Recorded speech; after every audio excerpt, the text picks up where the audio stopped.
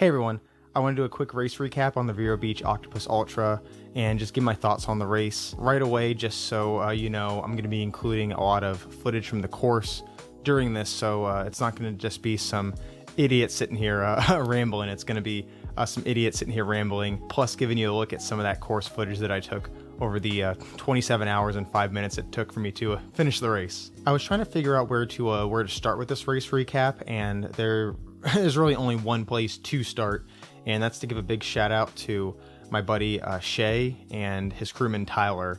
Shay actually reached out to me months ago. He saw my video on Forgotten Florida. There was a point in there where I said that, hey, if anybody wants to run an ultra, hit me up, I'll go run one with you. He reached out to me, took me up on that offer, and I actually told him, sorry man, I'm running this one competitively any other time. I also tried to talk him down to doing the 50K or the 50 miler. Long story short, he said, no man, I'm doing the 100. I'd really like you to run it with me. If I see you out there, cool. If not, hey, it's whatever. And as you'll hear during this race recap, we spent about 62 miles together, and without him and without his crewman Tyler, who is I'd like to consider him a good friend of mine now too. Without those two guys, I don't know if I'd finish. I think this is the toughest race I've ever done. This is a race where afterwards was probably the second shittiest I've ever felt. The first being last year, where I did the 100 miler version as well, and I was way less prepared. With that, let's hop right into it.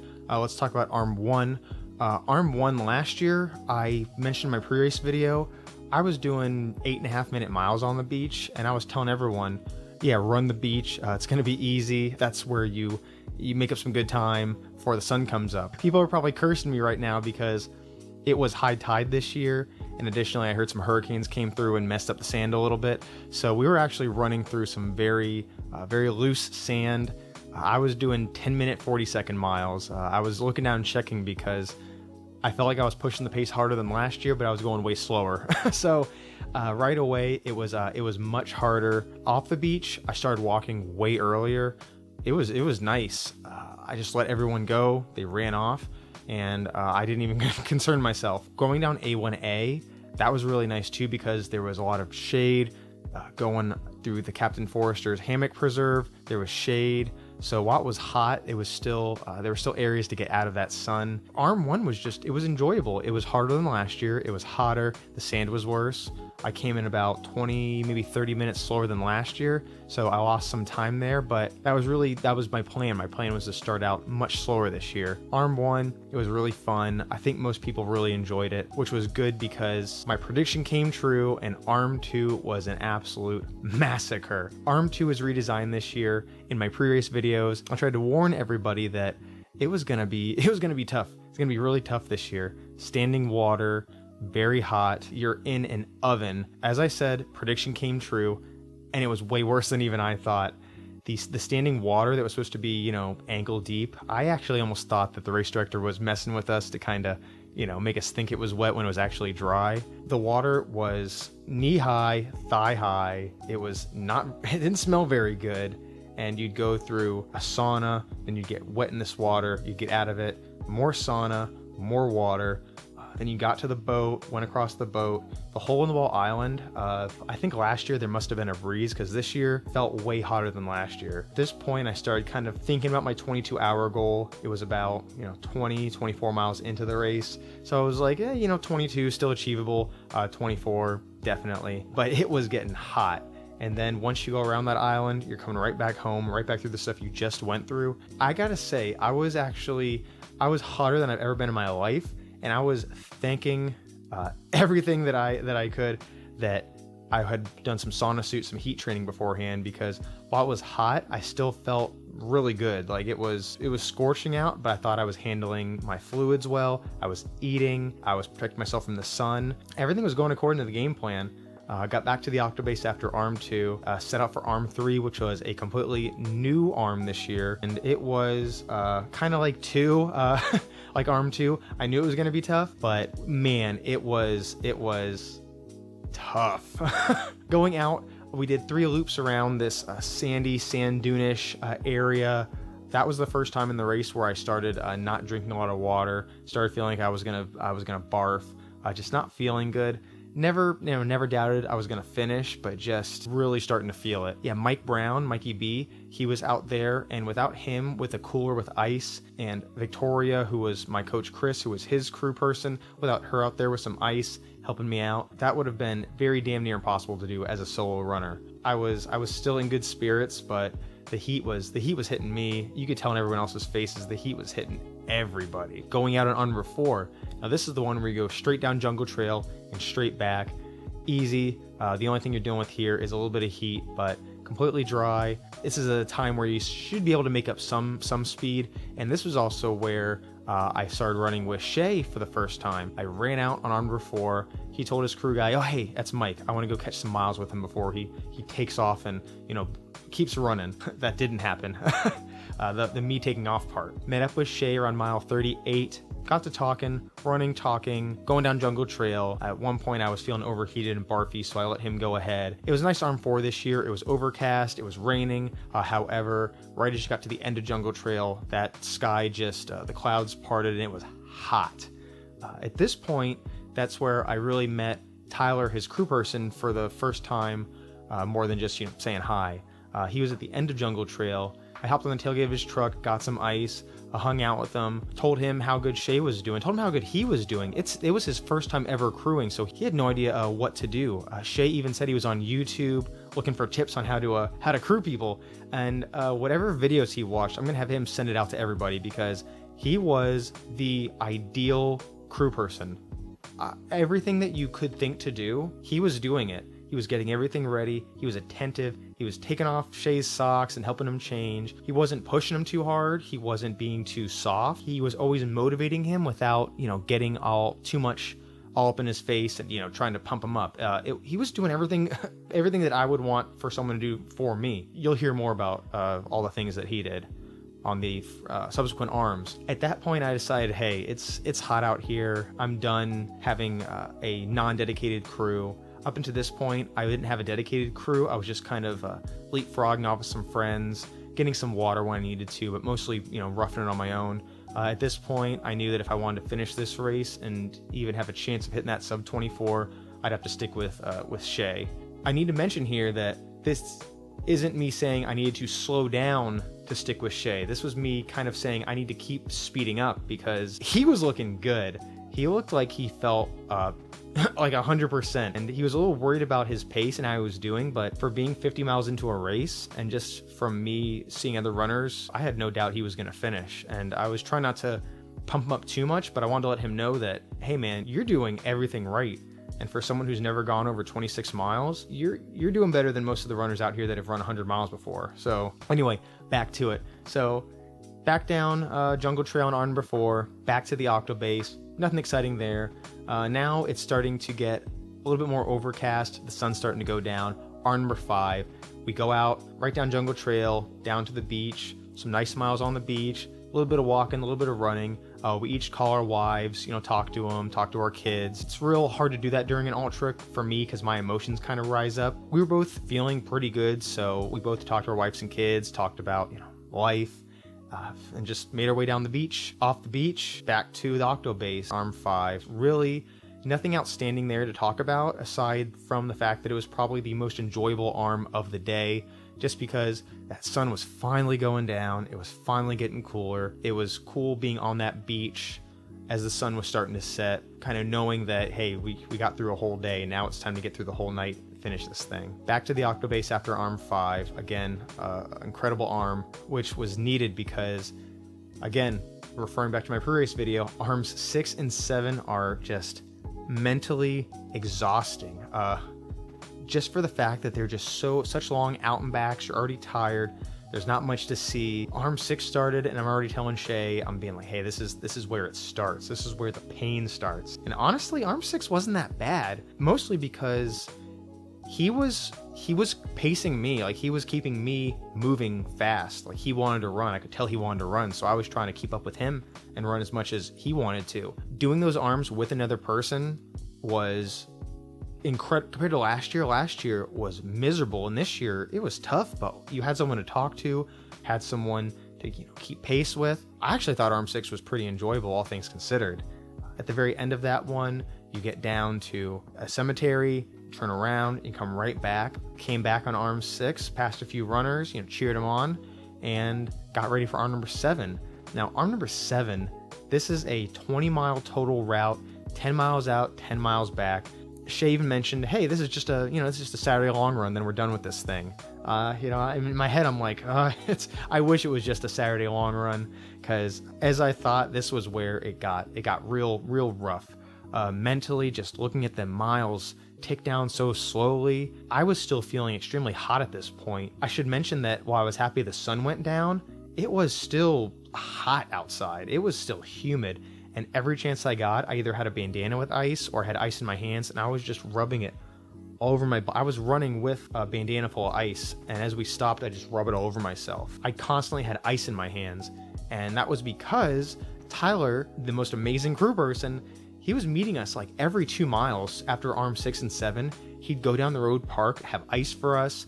Some miles I tossed my pack in the back of his truck and just ran with a handheld and a handful of ice. And that right there made my pace so much better. That was an incredible help. And I hope he knows that meeting a runner over 2 miles, that is dedication. And he always did it with a smile on his face, always was dedicated to making sure we had what we needed. At this point, I wasn't feeling really well, and I was telling Shay hey, just keep going on. I think you have a chance to do really well in this. Just leave me. Shay would not leave me at all. He said, no, I want to run this with you. If it really comes to it, if you're really struggling and you're getting a good point, then maybe. He was dedicated to finishing this race with me, even if I held him back. Again, I was worried about him holding me back before the race because I was trying to run competitively. Here I am, struggling a bit, telling him just to move on. He's saying, no, we're in this together. So that speaks volumes to the class that he has and the camaraderie that he showed. At one point, I stopped and I said, hey Tyler, hey Shay, give me 1 second. I'm gonna throw up. I'm gonna see if I feel a little better because I had been nauseous the entire day. I was like, I gotta try something. So went in a bush, yacked, and then went to the car, got my handheld, said, okay, let's go. And he said, hey, don't rush it if you need a minute. I go, actually, I'm feeling pretty good. And I'm pretty sure I looked at my Strava. We ran about, it was 2.5, maybe 3 miles at like a 10, 11 minute mile pace, faster than I had run in the last 40 miles. Just yakking actually did the job. So I'm not advocating, making yourself throw up during a race, but if you're down to it, it's not a terrible idea. Anyway, we're going down. We get to the end of arm 7 out at the jetty. The bugs are eating us alive. We had gone through a trail. There was not as many spiders this year, still a couple spiders. I think Coach Chris and Adam and Mac Jackson had eaten some of those spiders. Coming back around, feeling good. I could tell, I'm looking at the time, the sun's about to come up. And once the sun comes up, I am a new runner. That new day, it fires me up. So at this point, Shay was getting a little tired and I was the opposite. I was starting to get pumped up and excited. At this point, we found out that we were currently in 4th and 5th place respectively. I said, hey, we just saw Mac Jackson 2 miles ahead of us. So 2 miles with 14 miles to go to catch him. I go, Shay, we're getting you 3rd place. That's what it's gonna be. We're catching him. So we decided to pick up the pace. I decided to pick up the pace. I think Shay was good just finishing. I don't think he gave a shit at all about 3rd or 4th place. But at this point, my competitive side's coming out and running back at mile 92 or 93. We see Mac Jackson, who we were chasing. He is on his crew car. And at this point, I'm excited. I'm like, we just caught up with Mac. Like, we just need to keep a good pace. All that excitement disappeared the second he looked up at us with pain in his eyes and said, I think I tore my meniscus. Pretty sure my race is done. It's so heartbreaking because Mac is such a good runner and was doing so well. And for a little injury like that to come out, flare up, and happen with 10 miles left to go, man, I'm just gonna say it was I don't really want to talk about it too much. That's his story, but it crushed me a little bit right there. But we were still in the race. We had to keep moving. The sun was now finally starting to come up fully at this point, so back to feeling good. It was just a slog getting back to the Octo base on that last couple miles. It was miserable. Our feet were hurting. We were tired. All the positive energy in the world can only get you so far. So got back to the Octobase real quick, dumped out some gear, didn't spend much time because we had 4 miles to go. Arm 8 this year was going all the way down to the beach. I don't think touching the water was a prerequisite, but I was like, hey, we're touching the water. That's something we're doing. Got back down to the beach. Really, this was my victory lap. We were done. We were getting 3rd and 4th place. Enjoy the journey. I was trying to pump him up, letting him know, hey, this is it. This pain right here, this makes it all worth it. So get down to the beach, touch that water, and then we got to head right on back. Didn't waste much time there. Went straight back, up and down the bridge one last time. As we're running it in, his wife and his son show up, which I guess they surprised him. For your first ultra, having your family show up, that's always amazing. He ran it in with his son. Well, we kind of walked it in just because, holding a child after doing 102 miles, that's a little tough. So he was holding his son. We were walking it in. Previously, we had discussed, I said, hey, I don't care if I have to kick your butt across that finish line. You're getting 3rd place. I'm getting 4th. We'll cross together, but in the official rankings, there's no way you're not getting 3rd. Because the main reason for that, without him, I would not have gotten that time. Without Tyler's help, without Shay pacing me, there's no way I would have finished in the 27 hours. We're looking more at the 28, 29 hours. So I really hope he appreciates that 3rd place because it was kind of hard for me to give it up. I really wanted a podium for this race. This was a race that means a lot to me, and I'm going to be a co-race director next year. I'll talk about that in a second, but I don't plan on running this race again for a decent few years if I do decide to run it again, because it's quite a fun race, but it also is quite a miserable race. So not getting a podium for this race and knowing that I'm not going to do it for at least another year or two, it's tough, but I'm going to come back in a few years and hopefully shatter some PRs of mine. Real quick, speaking about PRs, so what was my time? What was my goal? Did I hit my goals? Didn't meet my goals in the least bit. I was actually 30 minutes slower this year than I was last year, and this was mainly due to the course being so tough. First place last year got 22 hours 47 minutes. First place this year was 25 hours and something minutes. Knowing that I got 30 minutes slower than last year, I mean, it sucks. I wanted to beat my time. I wanted to get under 24 hours. So time wasn't the only thing I was chasing this race. I also had a major goal that I wanted to smile the entire race, and that I wanted to finish the race injury-free and feel good and recover for my upcoming Summer Slam races. And I shattered those goals incredibly. I don't even care about the time at this point because I smiled that whole race. I made amazing friends. My recovery in the last 2-3 days since the race happened has been incredible. It's 3 days out from the race right now that I'm recording this. I feel amazing. I'm gonna go for a run today. I'm gonna go for a quick run. Everything's healed up. Feet, no blisters, nothing. This was primarily due. Oh wait, I got some stuff here. And this was primarily due to this salty britches right here. Salty britches. It's the ointment I use for my feet. I think I went through four pairs of shoes and maybe 4 or 5 pairs of socks. Each sock change, I used salty britches, made sure my feet were clean, and 0 blisters, 0 foot pain, nothing. That's a huge victory right there too. So long story short, didn't hit my time goals, but my other personal goals that are probably more important than time goals, yeah, I definitely shattered those. So the race was an amazing success. It was way harder than I expected.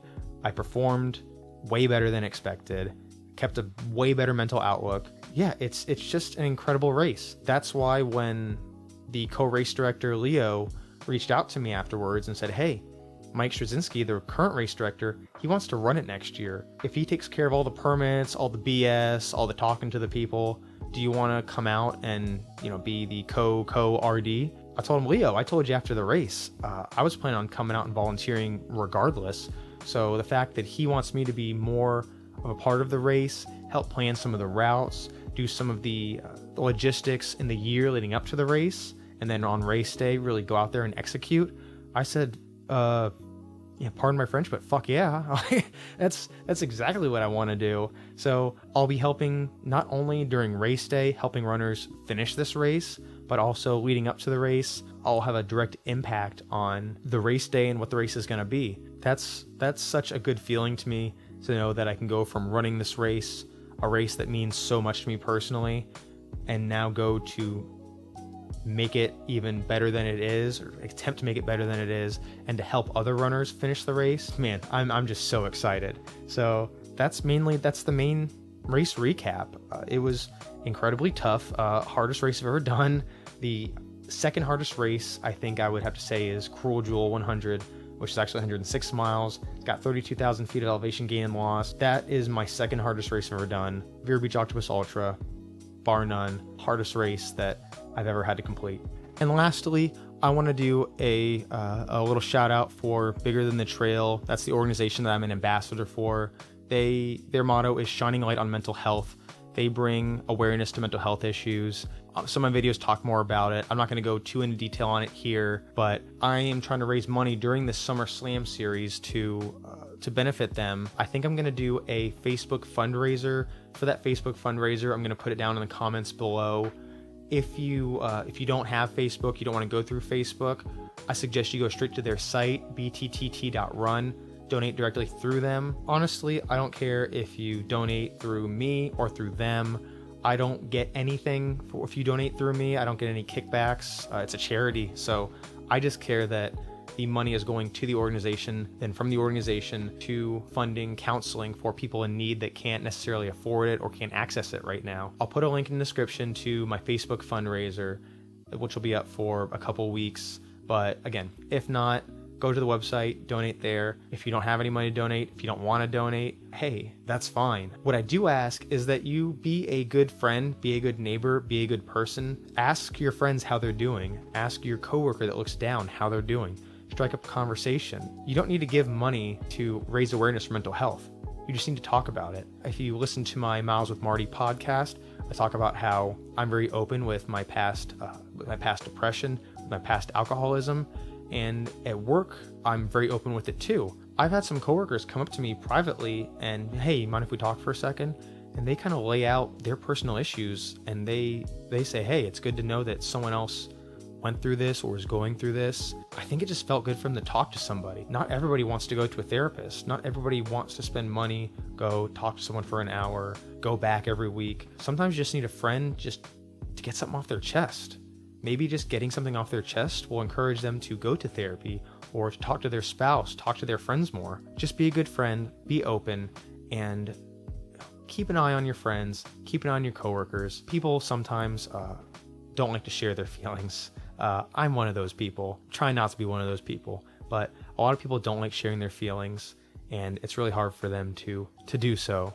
So just do your best to let your friends know that you're an advocate for mental health awareness and that you're someone they can talk to. And if you're someone that's going through some issues, if you're someone on the opposite end where you're someone that needs help, talk to your friends. No one's going to laugh at you for your issues. I'm someone that had a hard time talking about my problems because I always thought my problems were so minor. I had no right to feel bad about the things that were going on in my life or the thoughts and the feelings that I was feeling.